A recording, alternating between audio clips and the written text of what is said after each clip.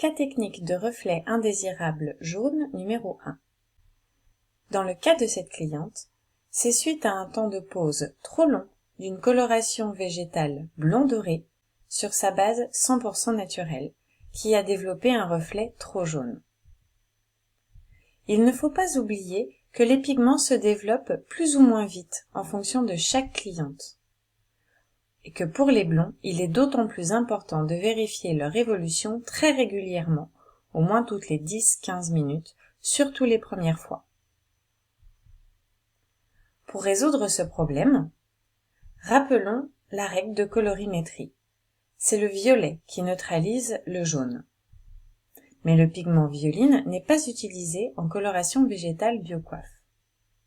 Mais comme le jaune est apporté par le henné orange, c'est donc l'indigo que nous allons utiliser pour permettre de neutraliser le reflet trop doré.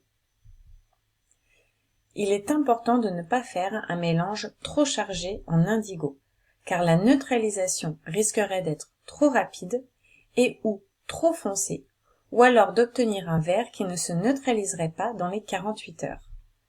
Donc, pour neutraliser par exemple dans ce cas un doré clair, il faut faire un mélange de cendré clair.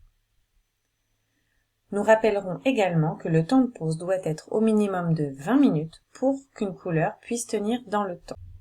La formule de neutralisation qui a été réalisée sur cette cliente est un protocole en un temps, racine, longueur et pointe, avec 80% de blond naturel, 20% de blond cendré, avec une eau à 40 degrés pour limiter le développement du henné orange, en dilution 1+4, avec un temps de pose de 20 minutes sans casque.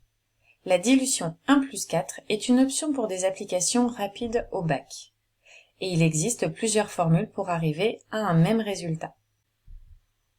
Voici le résultat final. Nous constaterons que le jaune a bien été neutralisé et que nous avons obtenu un blond beaucoup plus naturel. Le très léger reflet vert s'estompera dans les quelques heures à venir.